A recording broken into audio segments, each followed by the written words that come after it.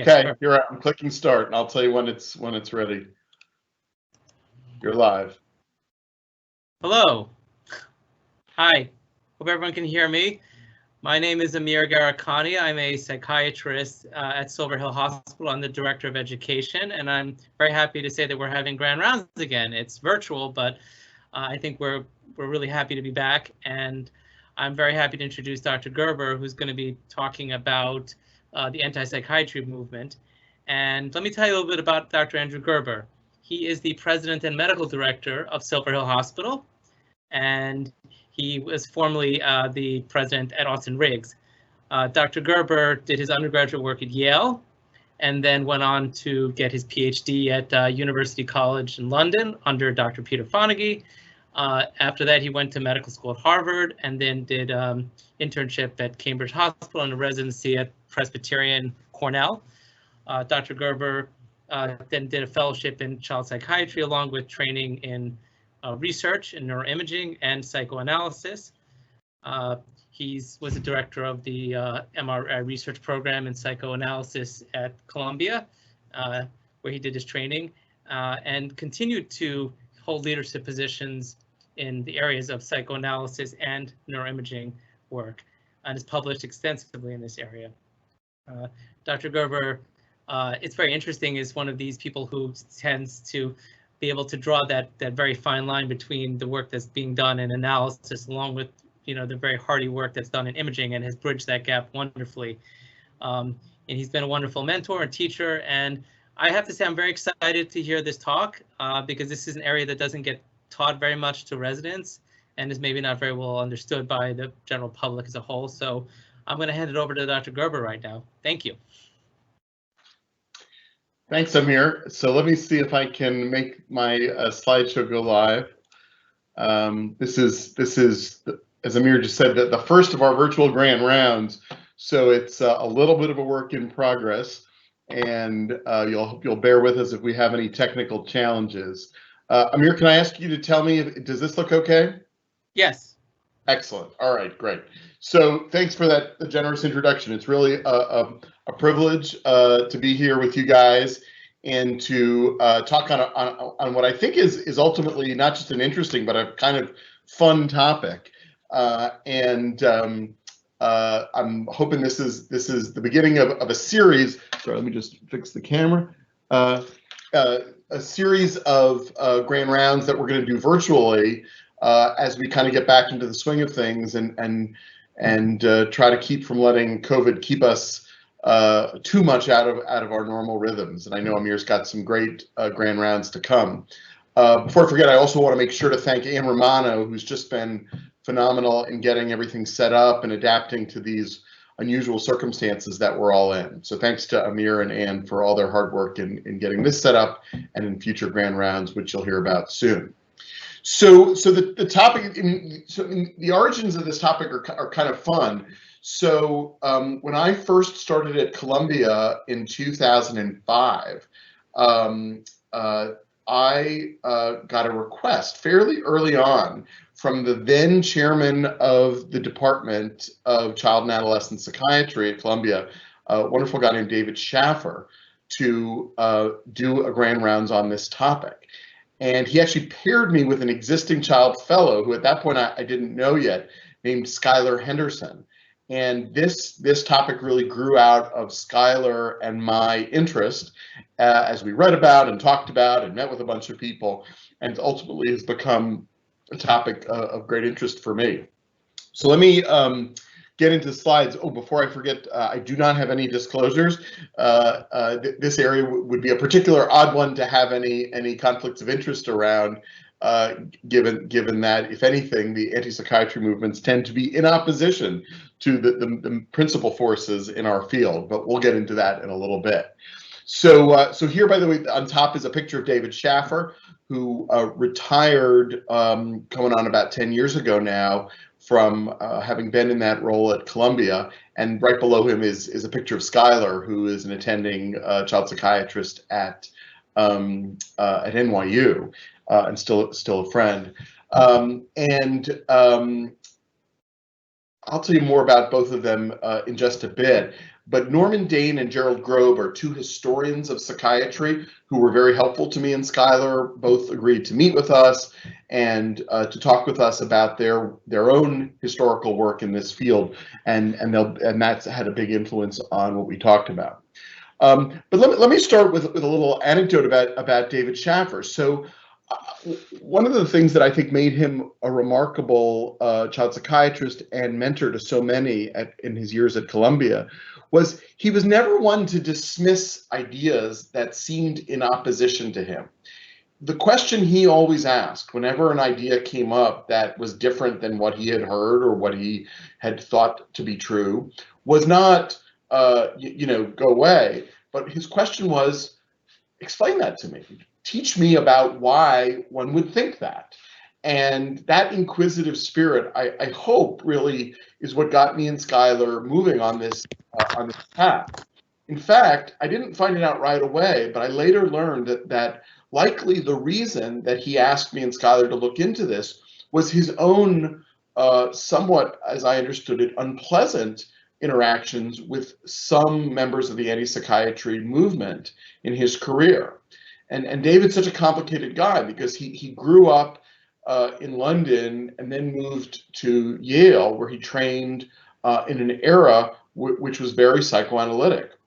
And while he learned that approach from an early part of his career, he was also very interested in medications, even when, particularly in child psychiatry, those were being frowned upon by some within the psychoanalytic and psychiatric establishment. So he himself felt like an outsider, even though later in his career, of course, he became very much mainstream.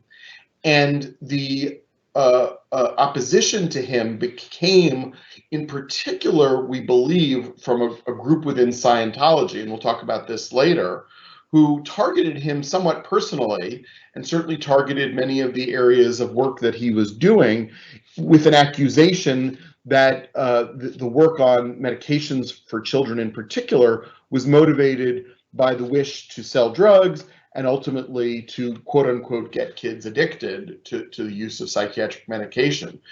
And often the attacks on him for this from the Scientologists were quite personal and vicious.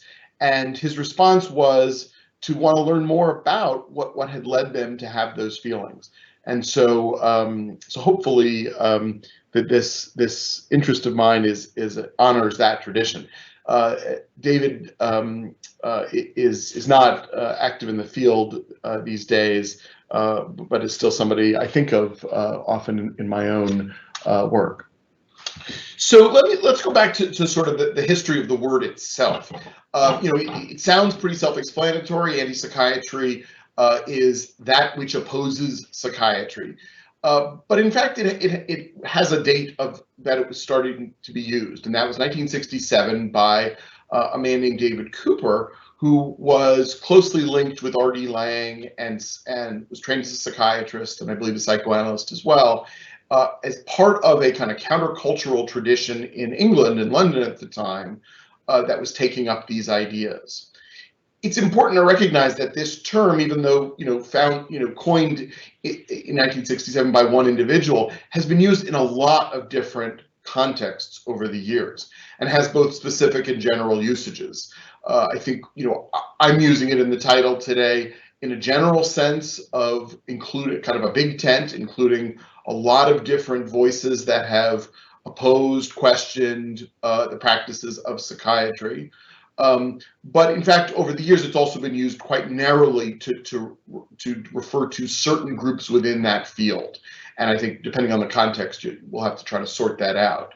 Interestingly, it's not a term that most quote unquote adherents, that is people who you and I might describe as being in the anti-psychiatry movement, it's not a term that they themselves might use. And because obviously it can have a negative connotation. And I think the challenge on all of us, and certainly in this presentation today, is to take a somewhat unbiased look at this and to not immediately react to that term in either a negative or defensive way, or that, for that matter, a positive way either. Let let me tell you about some of the themes that I hope to get at in this talk today, and that I hope that you'll come away with knowing more about. I want to give you some of the historical context for some of the major figures in the field, and I'll do a somewhat superficial overview. There's too much to do in 45 minutes, so it'll be of necessity a little superficial, hopefully stimulating your interest in reading more about it. I'm going to talk in particular about three so-called domains of legitimacy for either anti-psychiatry or, flip side, for psychiatry. And those domains are of science. We certainly think and talk a lot about that domain, particularly these days in the wider context of where we are in relation to COVID. The domain of society, that is what the social constructs of both psychiatry and anti-psychiatry are. And finally, and probably most elusively, of the moral legitimacy. That is, how do people interpret, and whether we as professionals like it or not, aspects of psychiatry or anti-psychiatry as having a moral tone to them. And then, of course, as I mentioned already, to be a little careful to not aggregate the ideas in a misleading way. In other words, you really have to parse out a lot of separate notions here, which I hope to do some of, and not collapse them all into a single category, which I think has the danger of missing some of the nuance and ultimately some of the value of this discussion. Because as my original title hopefully suggests, my goal here is, just as I think David's was to learn something rather than to just pick a side. So the other themes that I think we're going to get at today are the historical significance of non-professionals. There's two pictures on the right side of the screen, one of that some of you may recognize, one of Dorothea Dix, who was born in around 1800 or 1802, and below her Clifford Beards, who was born about 75 years or so later. Both very important figures in the history of our field, despite the fact that neither had professional training. Dorothea Dix ended up having a lot of responsibility for nursing and nursing education, but she herself preceded a formal nursing training and really represented a person who suffered from a variety of mental difficulties, who then fought for the rights and the humane treatment of individuals with psychological or psychiatric difficulties.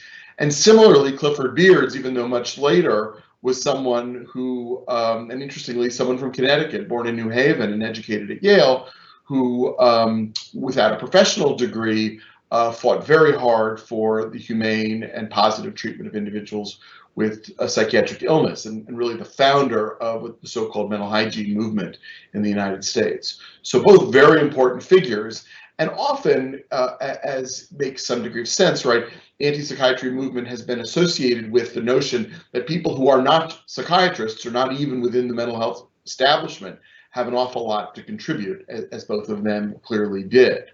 And then, I like this quote from Bob Michaels. Any of you who trained at Cornell or know Bob from a number of places know that he's always good for a witticism. And he said, and in this he was talking about Thomas Szasz, who we'll get to later as well. Though he is largely wrong, his arguments have been immensely valuable. And I think, to me, that frames a lot of what I hope you'll take away from it. There's a lot that I'm going to talk about that is, on the surface of it, probably not true, or really not true, but nonetheless, that can be part of arguments that we as professionals can learn from. And I hope you'll take that in the spirit that Bob suggests. All right, so some of the folks I will be covering today, and some names that I've already alluded to, R.D. Laing, a British psychiatrist and psychoanalyst, Thomas Szasz, an American psychiatrist and psychoanalyst, Michel Foucault, not a trained mental health professional, but a very important French philosopher whose really early work was very much around this notion of the definition and ultimately the treatment of people with mental illness. I'll talk about a couple patient movements, and then I'll talk about Scientology as well. The pictures to the right, by the way, on the top, that's R.D. Laing from the 60s or early 70s. And on the bottom right, maybe a little uncharitable on my part, but that on the left is Thomas Szasz, the psychiatrist. and of course with as you will all recognize, Tom Cruise, who's been a very public supporter of the Scientology movement. There are a bunch of things that I will not talk about today, simply because we just don't have the time. I'm not going to get into exposés of historical treatments, whether they be lobotomies or other forms of psychiatric treatment that we have since realized were ill-advised. I'm not going to get into some of the nuances around challenges to modern treatment. You see the book Toxic Psychiatry by Peter Breggin. There's a lot written on these topics.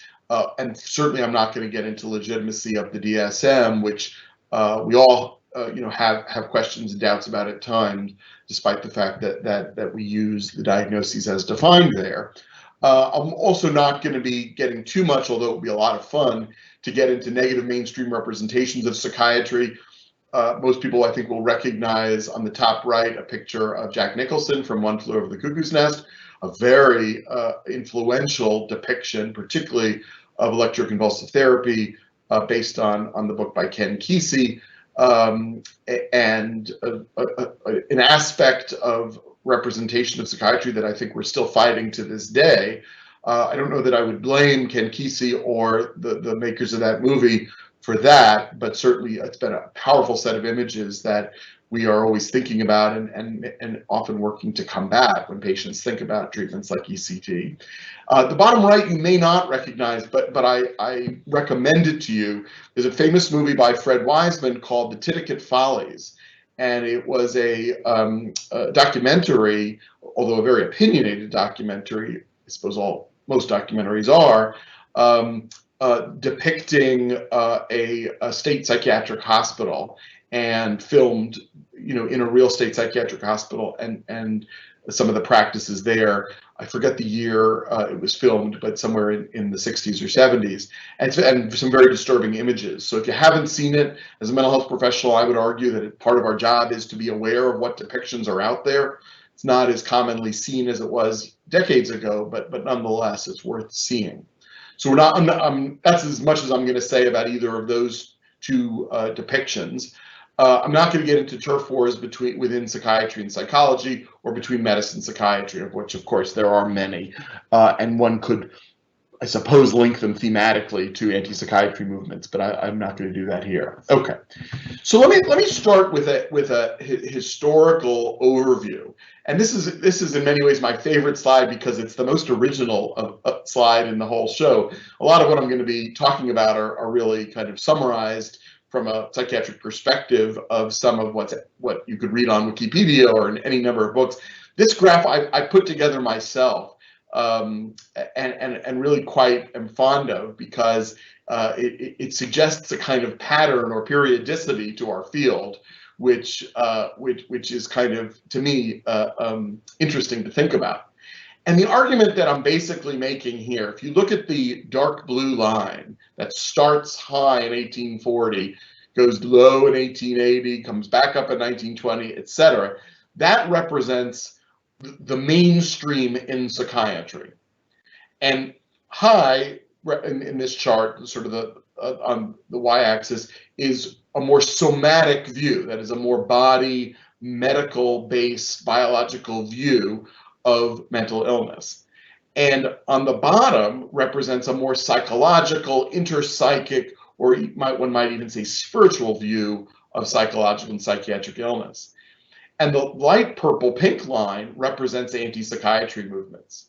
And the argument I'm basically making here is that over the course of the last 180 years, there's been kind of an alternating polarity between psychiatry's mainstream view and, on average, because as I just mentioned, anti-psychiatry is not a monolithic thing, but on average, the dominant view within anti-psychiatry.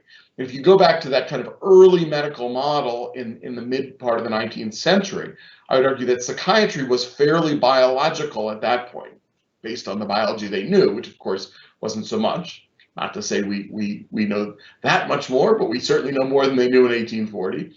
And the anti-psychiatry movements, if they weren't called that back then, the term hadn't been coined for many years, but if you could generalize to it, you could say that the opposition was psychological or spiritual.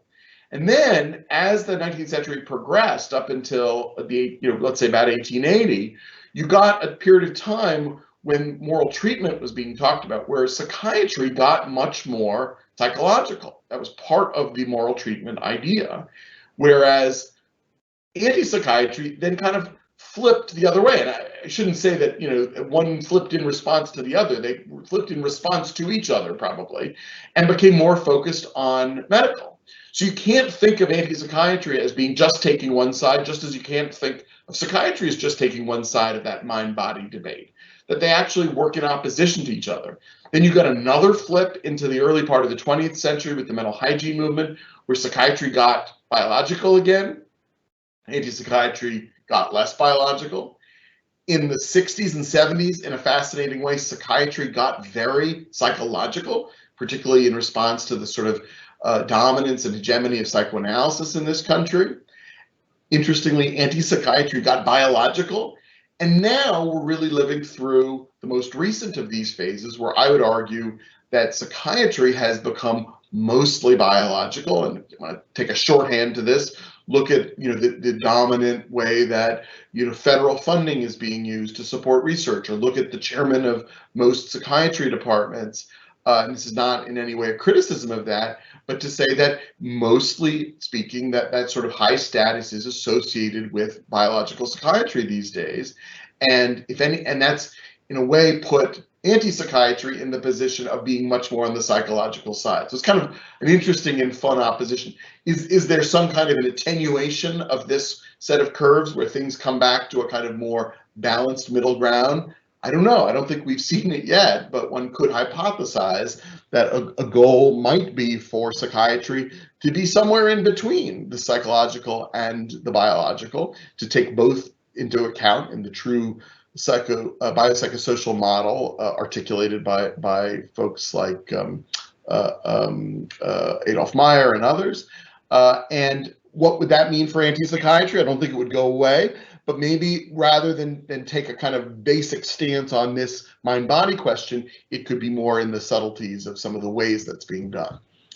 So I'm going to go through some slides a little more quickly now. Clearly, anti-psychiatry and stigma are interrelated in a complicated way.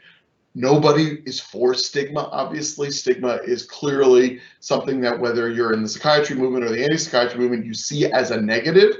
The question is often, though, what does one do about stigma?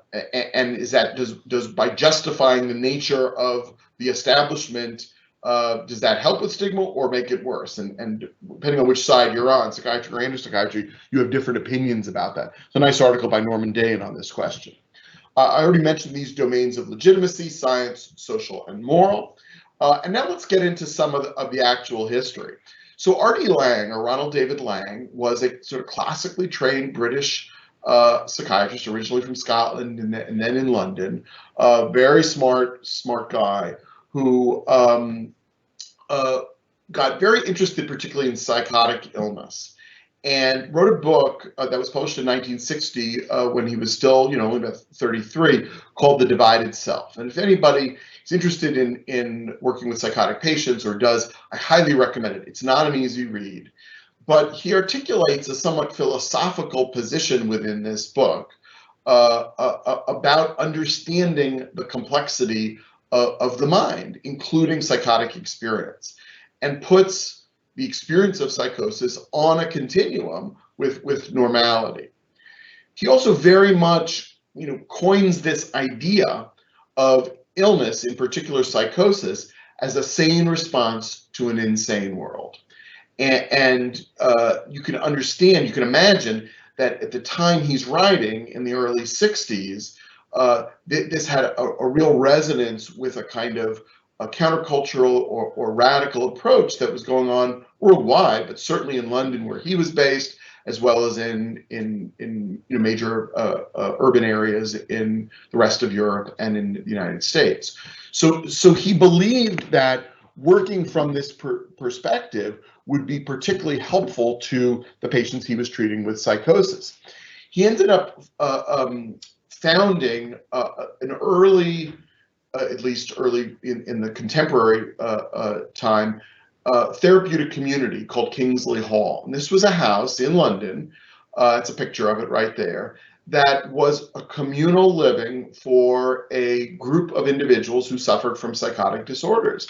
And the idea was that it was therapeutic to be together and with some involvement of mental health professionals, but it wasn't the kind of mental health professionals that we would imagine, for example, at one of our residential houses here at Silver Hill, for sure. It was a much more radical version of what that would mean, and ultimately did involve the use of hallucinogens, including LSD, and the hope was that this kind of learning from one another, this normalization of the environment, would be very positive. Here's a quote from Laing, you know, talking about a girl of 17 who was terrified because the atom bomb was inside her. Classically would be called a delusion. And he makes the comment, the statesmen of the world who boast and threaten that they have doomsday weapons are far more dangerous and far more estranged from reality. So you see how the political and the moral and the social are all intertwined here in how he's thinking about this particular delusion that this woman was suffering from. Unfortunately, things didn't work out terribly well at Kingsley Hall, and even though there was a lot of excitement and energy, this approach, the patients did not do well, and ultimately it was disbanded and is not a therapeutic community today. So I would argue that some of the idea behind it lives on.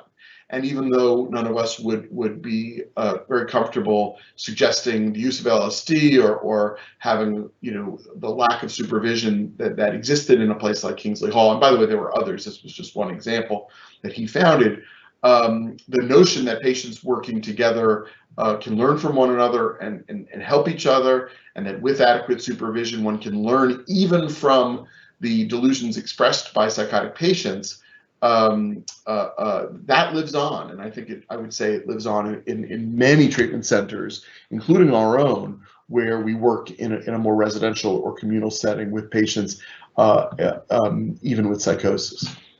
So moving on from there, Thomas Szasz came a little later over in the United States, and he was, again, a classically trained psychiatrist and psychoanalyst who, a little bit later, also had a kind of concern from a political and social view that psychiatry could be used in a way to infringe on people's rights rather than to support them. And he wrote a very influential book in 1972 called The Myth of Mental Illness, where he described psychiatric disease as a category error because we didn't have pathophysiology, and therefore he makes the leap and says that mental illness is a creation of society, that psychiatry has a paternalistic or tyranny, and he really focuses on what he considered two great evils: involuntary commitment, which he was staunchly against and believed there should be no category for the state to commit someone against their will, even if they were suicidal or even homicidal. Now, it didn't mean he thought homicidal individuals should just walk around, but he thought this was a matter for the legal system, for the police, not for the psychiatric system. And along those lines, he was also very much against the notion of an insanity defense. And he wrote very, very voluminously on these topics. There's an anecdote, whether true or not, I don't know, that somebody once, some colleague once said to him, but Tom, what would you do if your own child was psychotic and was at risk of hurting himself or herself or being sent to jail? And he said, well, in that case, I'd want them committed. That's the story. Whether that's true or not, I don't know. But certainly you can understand that there may be a kind of beauty to a simple idea like what he is espousing, but in practice, it's a little hard to imagine how one could do this in any kind of way that wouldn't end up making people suffer. But nonetheless, you know, it became the sort of nidus for a movement.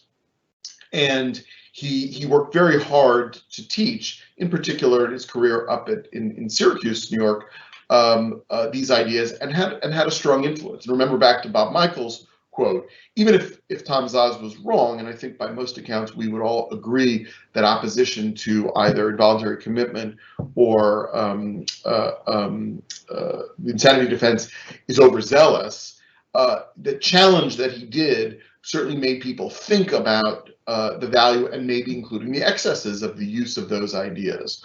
So his net effect hopefully was positive. Moving along, Michel Foucault kind of is a little bit of a different figure in my history because he wasn't trained as a mental health professional. In fact, he was a French philosopher who got very interested, presumably in part because of some personal experiences in childhood. He describes a very difficult early childhood, in particular around coming out as gay in an era where he faced a lot of discrimination and mistreatment. But he became interested in this notion of what he called madness as a form of, from a philosophical perspective, as a form of confinement. And makes the argument, which ended up being quite influential, not just in France, but worldwide, that describing madness could be, by his description, as confining as putting someone in chains. And he actually tells this history of madness, which he goes through in his book called Madness and Civilization, where he says it used to be, if you go back centuries, that the quote unquote mad individuals with psychiatric illness were locked up. And that was a clear physical confinement. But that as Pinel and Tuke and others talked about a moral treatment and a humane way without chains, without locking people up, he argues it just changed the nature of the confinement, that the confinement became classifying them in a certain way. This is a picture called The Ship of Fools, the notion of identifying individuals with madness by a label, which then keeps them other and apart from and essentially locked up in their identities. And he argued that in many ways that was just as confining as what had been done in the past. He considered much of the psychoanalytic establishment, there's a picture of Freud, in terms of judgment, silence, mirroring, and the authority of the mad doctor as being oppressive. And again, you can imagine that in the 60s and 70s, as anti-psychiatry movements really took off, this resonated with the idea that this sort of authority structure could be using diagnoses and treatments to really keep people from objecting to the status quo. I mean, to me, there's always, and I don't have a picture of it, but there's that moment in the movie Harold and Maude, which is, if you haven't seen it, is a fantastic movie, where this kind of quirky but very lovable Harold, who's the main character, is sent by his wealthy family to see a psychoanalyst because they don't like that he's not going the sort of mainstream path. He's a kind of odd guy who likes to go to funerals and fake his own death, and ultimately starts dating an 80-year-old woman, all of which they find very troubling because it's so anti their kind of bourgeois values. The psychoanalyst in that movie is the sort of depiction of craziness, right? This guy, is just defending the social order and is really in every way kind of morally inferior to Harold and to Maude, who's Ruth Gordon, who plays the 80-year-old woman he dates. If you haven't seen it, it's a great movie, so you'll get a kick out of seeing the psychoanalyst there. So moving on from Foucault, Erich Fromm, also writing in a somewhat similar time or a little bit earlier, has this great quote, which I thought captures a lot of this idea. An unhealthy society is one which creates mutual hostility and distrust, which transforms man into an instrument of use and exploitation for others, which deprives him of a sense of self, except in as much as he submits to others or becomes an automaton. Yet many psychiatrists and psychologists refuse to entertain the idea that society as a whole may be lacking in sanity. They hold that the problem of mental health in a society is only that the number of quote unquote unadjusted individuals, and not of a possible unadjustment of the culture itself. And you can imagine the era in which this made sense, right? It's post-World War II. We're entering into a kind of Cold War nuclear era where the idea of destruction of the planet is growing. Then you're entering into a time of Vietnam where wars being fought by proxy armies by these major powers are killing, tens of thousands of civilians and of individuals, opposition to the war in the United States. You can see where this kind of the craziness of society and the counterculture and the younger culture is really would resonate with some of these ideas. Now I'm going to move a little bit more into the contemporary before I wrap up. Foucault and many of the ones that I've mentioned so far have echoes right up until today. So Mad Pride is an interesting movement that evolved really in the early 90s, but really talking about the idea of mental illness, and they used the word mad as a way to kind of take back something that had been used they felt to confine or to even stigmatize or insult, but to talk about the pride in this and the normalization of the notion of having psychological or psychiatric difficulties. And if you Google Mad Pride and you read about some of the events, in many ways it's not explicitly against psychiatry. It's about celebrating culture that arose out of certain psychiatric symptoms. Now, if psychiatry is then perceived as suppressing or pathologizing or confining that, then it does become anti-psychiatry. And that tension between pride and resisting oppression is a kind of an interesting one that runs throughout the sort of history of Mad Pride. Here are some of the basic principles if you go to their website. To promote positive images of mental health. Who would disagree with that, right? To counteract discrimination and prejudice towards people who've experienced mental distress, to educate the public in mental health issues, to campaign for better mental health provision, to campaign for less oppressive and more enabling legislation and practice guidelines. So maybe that's the first one that starts to sound a little bit negative about psychiatry, like what are those oppressive legislation? Is that going to get into no involuntary commitments? Is that going to oppose things like assisted outpatient treatment? So you can see that line. And finally, though, to promote economic, social, environmental, and cultural integration of user survivors. See, they use those words rather than patients into mainstream society and our active participation and integration into community life. So I would argue that most of this, maybe even close to all of it, is very compatible with our contemporary balanced views of mental health, but nonetheless may have come in part from an advocacy area that was reacting against what was seen as the excesses or negative sides to psychiatry. Now, most recently, Robert Whitaker is a very interesting figure in the field who certainly has been heavily criticized and vilified by some within the psychiatric community. I myself take a little bit more what I would like to think of as a David Schaffer type curiosity about what he writes. He's originally a reporter from upstate New York, from the Albany area, who wrote a series of books which I would recommend. They're a little bit the same, so I'm not sure I would recommend all three of them. You probably start with the most recent one on the right, Psychiatry Under the Influence, which was published in 2015. Anatomy of an Epidemic, I think, was probably the most popular and is one I know well, and that was in 2010. And Mad in America was his first book. That's back in 2000 or 2001 in the name of his organization. But basically what he talks about is what he considers to be, and what many consider to be, the errors that have been made over the years in psychiatric practice. So, for example, there's a lot of emphasis on errors around some of our diagnostic nosology, looking at the side effects and lack of information about some of our medication. Now, of course, he does come out, I would argue, too far in one direction, very much in the direction of being overly skeptical and even opposed to use of medication. He's not 100% opposed, but certainly opposed more than I would be, for example, to the use of psychiatric medication.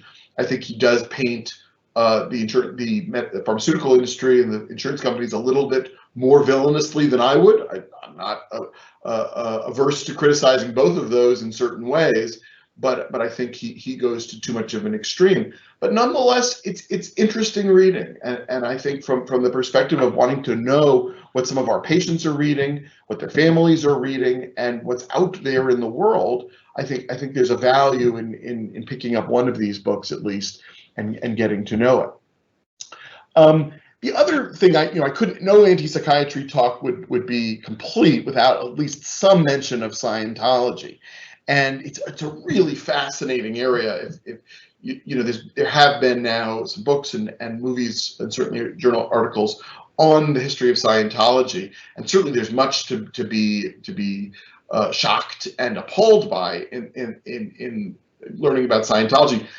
But I actually think there's quite an interesting history from the mental health perspective. So even though I do think it has turned into a religion and a cult, it's very secretive and many abuses have been documented.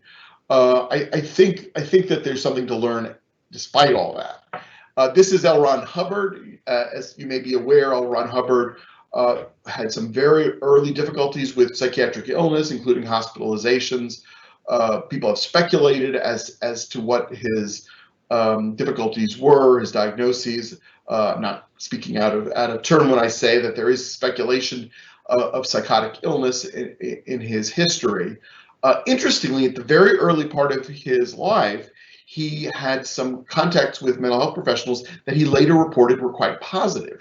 He was treated by William Allen White and another psychiatrist named Joseph Thompson, both of whom actually were very involved in early psychoanalysis and the foundation of the William Allen White Psychoanalysis Institute in New York, which has always had a kind of interpersonal, more avant-garde approach. And he spoke positively of them, interestingly enough. But he later had some interactions where, including hospitalization and treatment against his will, which turned him into a declared opponent of psychiatry. The book Dianetics, which I have read actually because I'm so curious about it. It's not a pleasant read given how poorly written it is, I would say, but it is worth flipping through. It's a science fiction novel. He was a science fiction novelist, and he mixes a kind of folk or common psychology into it. And one of the things I find fascinating about it is it's not that different from a folk psychology that we use ourselves. In fact, one could convert some of these terms into psychoanalytic terms. The analytical mind, even has the word analytic in it, is this kind of more supervisory prefrontal cortical function that can think consciously about our reactions and monitor our responses. The reactive mind is what we often now talk about as the lizard brain, right? That kind of older part of the cortex that we've inherited through evolution is less consciously oriented and much more responds in an emotional way and can sometimes get us into trouble. And then finally, this concept of re-stimulation, which is a kind of reliving of some of the reactions that we would get from that the reactive mind, and then using the prefrontal cortex and the monitor to kind of learn about our patterns and develop what you might call, for example, in DBT, the wise mind. So these are not crazy ideas, right? The concept of auditing and reverie are really emerge out of those ideas. They're different terms, but nonetheless, on its own, I don't think would be objectionable at all. Then the last terminology I'll introduce to you is that the goal in Scientology is to have release, where you are less subject to your more instinctual responses, that sort of older reactive mind, and to become what they call a clear, which means to kind of have more conscious control over one's impulses. So far, so good, right? Engrams are just the term he used to describe what I would call schemas or old patterns, and not that dissimilarly than Freud, who he presumably learned it from. Dreams can be a way to understand more about the engrams.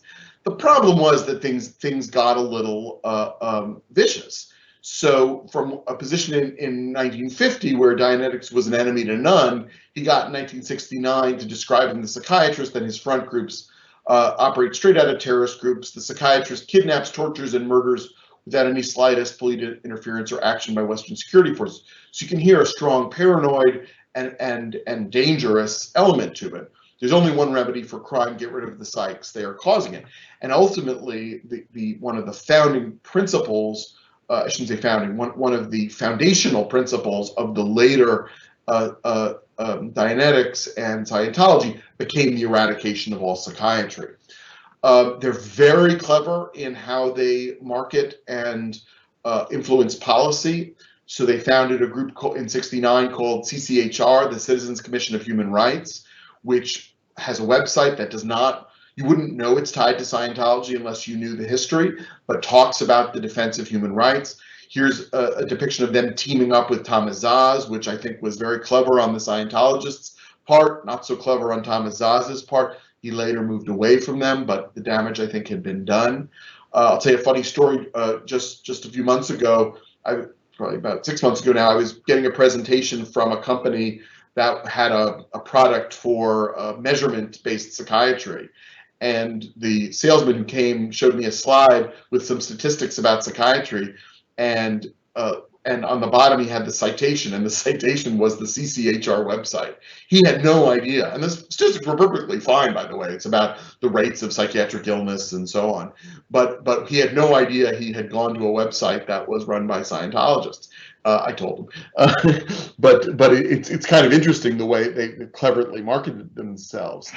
They're involved not just in protests and exhibits. If you've been to the American Psychiatric Association or other meetings and you've seen big protests outside, those are pretty much all run by CCHR or the Scientologists. They have a lot of legislative pressure, online efforts. They're very savvy in terms of politics. There are a number of politicians, California Assemblyman Ray Haynes in Sacramento, displays going on in the State House, across the country, and so on.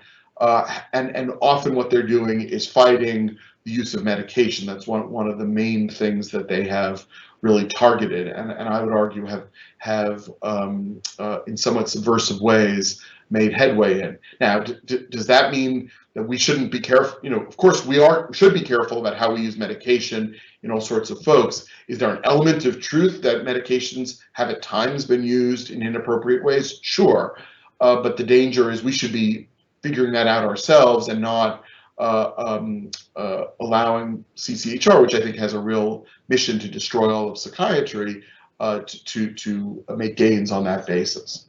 So on that note, I'm going to wrap up now and just say that I hope I've given you a kind of a whirlwind tour to some of the major anti-psychiatry movements.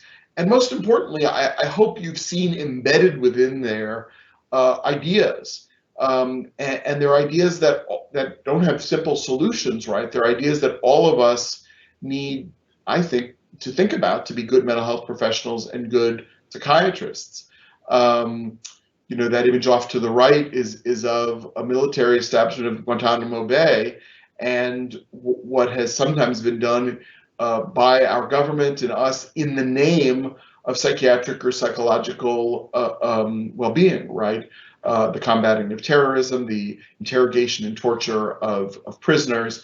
So, no one has the moral right, I would argue, to say that they are lily pure as a culture or as a society, and to just look across the aisle and say those who oppose us, the anti-psychiatrists, are nothing but troublemakers and crazy. That is, I think we can learn. I think we can learn about the potential abuses that go on. We can learn something about this balance between science and religion, and God knows, as I mentioned before, that this is something that our country is struggling with even at the moment when it comes to thinking about the role of science and the freedom of science in relation to COVID. We can think about freedom and power, right? The notion that when one is in power and gets to determine who is free and who is not, one thinks one is right, but are we subject to making mistakes and potential abuses? And I think the answer is we are. And can we learn something about what the anti-psychiatry movement has said? And then last but not least, that in some ways maybe closest to my own interests in neuroscience and in psychotherapy, what is that boundary between the mind and brain? It's a fictional one, right? The brain is the organ of the mind. Therefore, taking only the side of the biological perspective, as I showed you earlier on, or only the side of the psychological or spiritual perspective, either one is clearly wrong. And I think our patients and their families depend on us to find a middle path and to really navigate these complicated questions. So on that note, I'm going to stop, and you are able, I believe, to ask questions. We have about 10 minutes left. Let's see if I'm able to get back to the Q&A. Here it is. I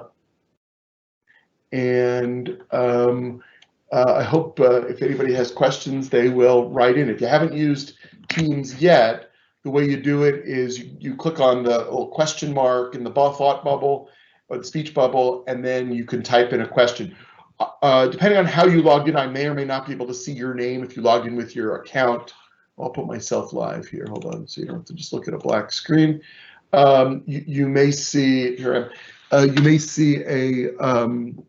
I may see your name, or if you logged in through your web browser, it'll just say anonymous. What I can do is I can publish the question, and then everybody can see it. So there's only one question so far, which is why not include these views in resident training? That's music to my ears, and I think Amir and I were just talking about this recently as an idea he had as well, which is obviously, everybody who was trained as a psychiatrist, went through residency, or teaches within knows there's not a lot of time. There's a lot of work to do, and so there's a lot of competition for resident time, and everybody wants more time for psychotherapy and more time for medication and more time for neuroscience. And I'm not against any of those things. They're all good.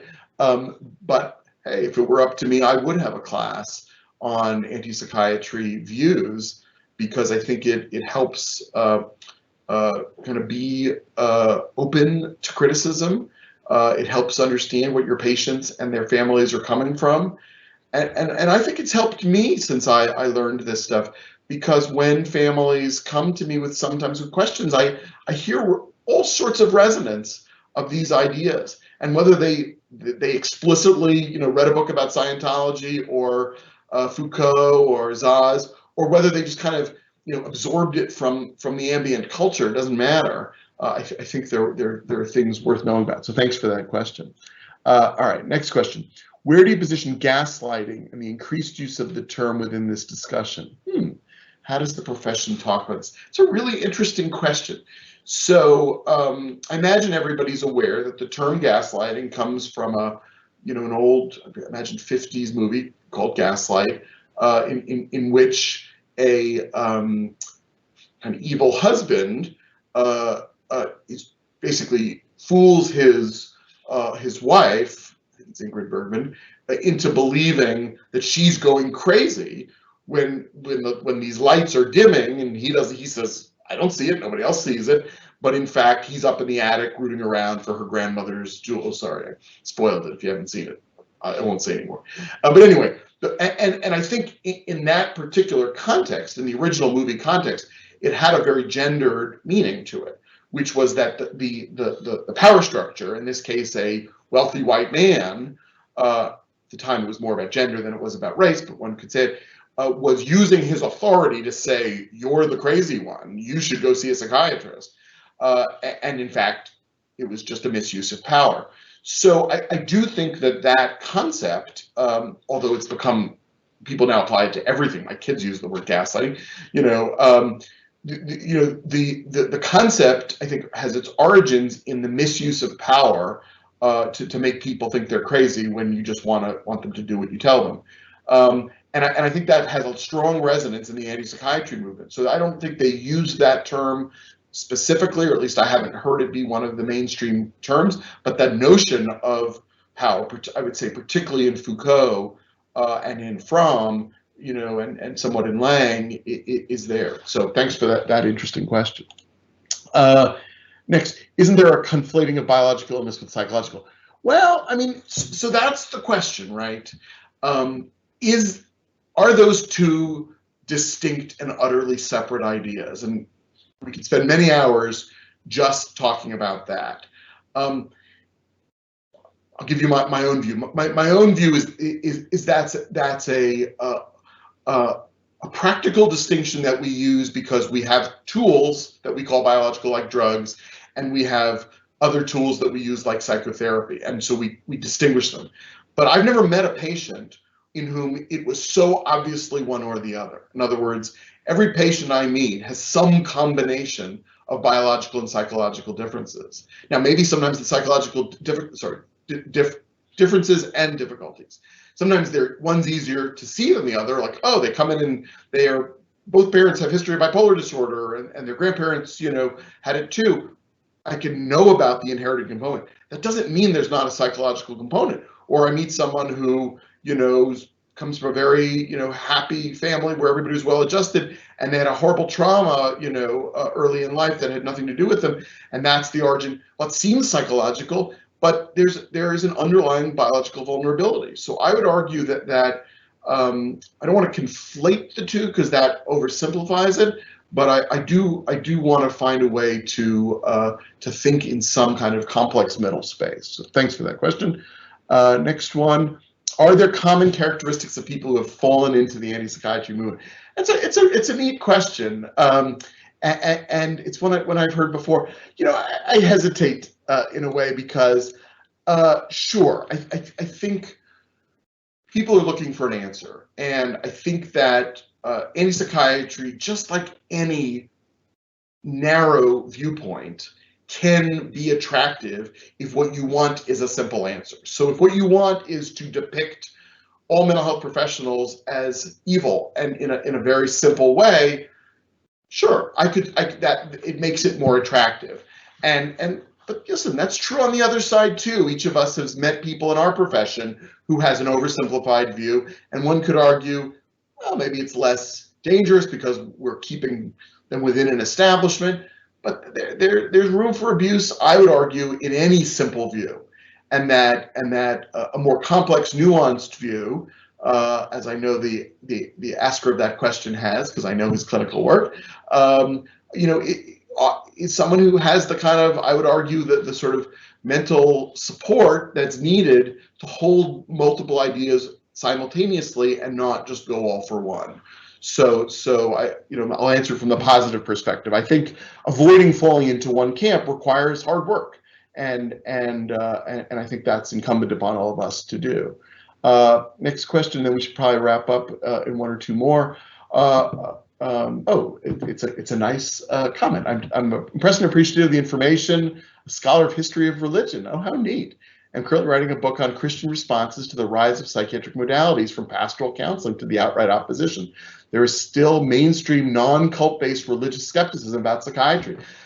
Thank you for that really, really thoughtful comment. And that sounds really interesting. I'd love to read your book or talk with you. So thank you for that. And then maybe we should take one or two more. Can you elaborate a little on how the new old anti-science movement currently being promoted may affect treatment availability?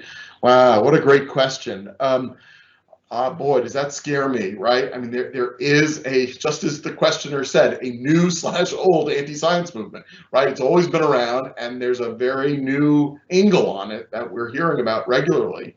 And I think there is a strong danger that be used to push against any kind of establishment, including that of the mainstream mental health community. And even as I would argue, the mainstream mental health community gets better and better at balancing the different ideas, which I think we do. I mean, every day at Silver Hill, right, we balance the notion of biological, psychological, family, social. It's all in every team meeting. It's in every treatment plan, right? It's what we do. If that gets opposed because it's too quote unquote science, we're in a lot of trouble as a country. So I wish I had another answer other than, well, so this is a little too political, but vote, right? That's all I can say on that one. All right, how has social media impacted the anti-psychiatry movements? Good question. I don't know of any data on this, but I would assume that, like everything, social media is an accelerant. Right, it enables people to join forces across the world for good or for not good. And I imagine that the anti-psychiatry movements make heavy use of it, although, to be honest, I don't partake of it, so I'm just at secondhand. And then I'll take one last, and thank you for all these great questions, by the way. Let's see which I just want to grab one that I can do in a short time. Why are there? Here's an interesting one. Why are so many psychiatrists iconoclastic about their views? That's fun. That's a fun question. I don't know. I certainly would like to be counted in that number as iconoclastic. I think I'm just generalizing from personal experience here, but I would like to think that one of the things that attracts us to psychiatry in med school or before, for those of us who knew we wanted to go into it, is that there are no simple answers, right? If you want something a little more concrete, there's plenty of medical specialties where, yeah, there's more to learn, but at least we've got biochemical pathways that are super clear, and we've got drugs, we know their mechanisms super well. If you go into psychiatry, you probably like to push it at classical rules, and I think to me that's one of the fun things about it, and that you can do it and help your patients at the same time. So on that note, maybe I'm going to give it back to Amir to make any last comment and to send you guys home. Thank you, Andrew. That was wonderful. I wanted to let everybody know that this concludes the grand rounds. You'll be getting an email with the evaluation to fill out to get your CME certificates. This is for the physicians who are in attendance. And thank you again. I wanted to say I have a copy of Myth of Mental Illness, and Dr. Szasz signed it. I met him in 2002 when I was at SUNY Upstate in Syracuse, and I have to say I do appreciate that he did try to take a view of psychiatry that was critical and is necessary, and it was a very heated discussion, but I will say that I was appreciative that I got to meet him. The problem is that when you sometimes criticize your profession publicly, it gets co-opted by people who have no interest in improving it, but instead to attacking it for their own gain. So, but yeah, Andrew, we should talk about trying to get this this lecture incorporated into training for residents and fellows. It's really important. So thank you very much. I really appreciate it. And I'll let you know, we'll be in touch about the next grand rounds. It should be sometime in the next month or so. Thank you. Thanks, everybody. Bye.